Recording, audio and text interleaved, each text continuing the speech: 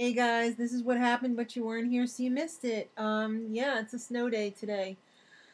That means everybody was here. So right now I'm here with Kristen and my husband and Sean, and I didn't get to go shopping. It's actually the day of, so it's Tuesday, and I didn't get to go shopping. I had to stop from on the way home from work yesterday and pick up a few of the essentials, but I didn't get to really do any shopping, which is kind of disappointing. And no change on my dad either, but thanks everybody for all your prayers and everything. It's really appreciated. Right, Chris? Yes. Speak. Yeah, Kristen's being all weird over there, as usual. Alright, so I thought that this would be a good time then, even though I'm not having a shopping trip highlights video, that I would talk about the tip of the week. And the tip of the week is to have a plan. And I kind of mentioned this last week, but I'm going to expand on that this week. And when I say have a plan, I mean you have to, first of all, know what you're willing to compromise on, because that makes everything a lot easier. If you know that by cheaping out you're going to be very unhappy, then don't do that. I mean, all right, let me give you an example. No, well, let me give you an example. I need Mac computers for my type of work. If I were to get a Windows computer to try and do what I do with a Mac, I would be very unhappy. So it's worth it for me to pay the extra money. When mom's unhappy, everyone's unhappy. Exactly. When I'm unhappy, everyone's unhappy. That's just one example. I mean, like, let's say there's a certain toothpaste that you like, and it does a good job and everything, and if you were to say, buy another toothpaste on sale and you weren't happy with it, it could possibly do a bad job on your teeth. Or hello, Sean. Sean's like, what are you doing? Toothpaste and computers are quite a price discrepancy between the two. I'm just saying it goes over, all the lines. You know what I mean? Yeah. All throughout your life. It's not just groceries. It's not just clothes. It's not just makeup. It's everything. So you have to first see what you're willing to compromise on. So you may be able to save money by buying something that's not a name brand or whatever, but you have to know that it's going to do the job the way you want it to do it, or you're going to be unhappy.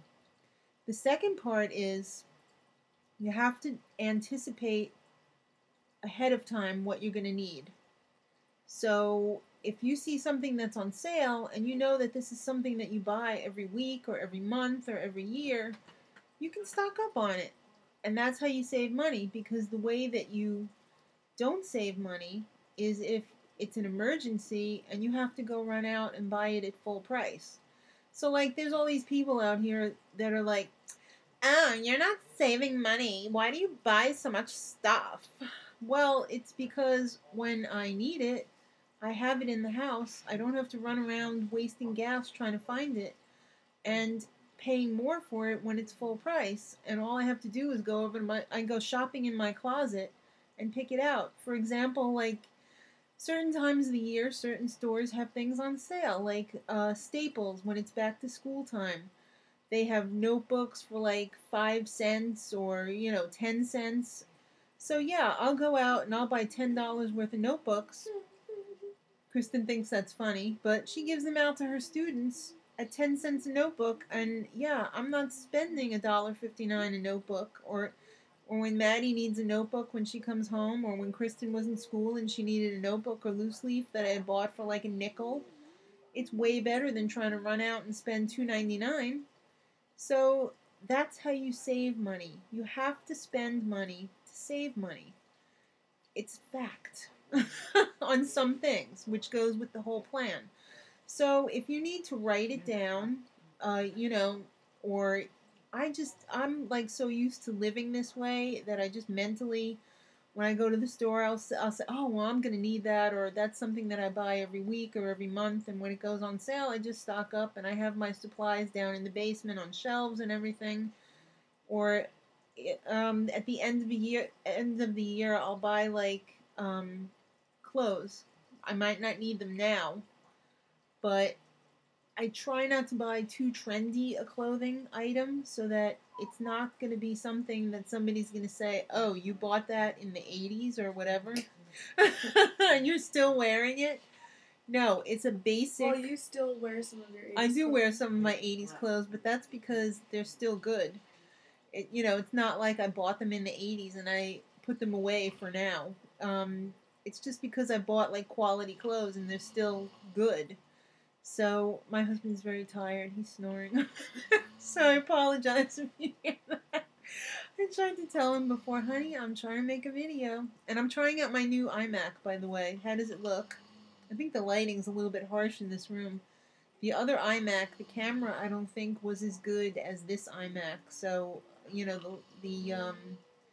don't know what they call that, the f-stop in there or whatever, or what do they call that? If anybody knows, leave it in the comments down there. What the light thing is. I know what it is. I just can't think of it right now. So let's review, kids. You got to have a plan.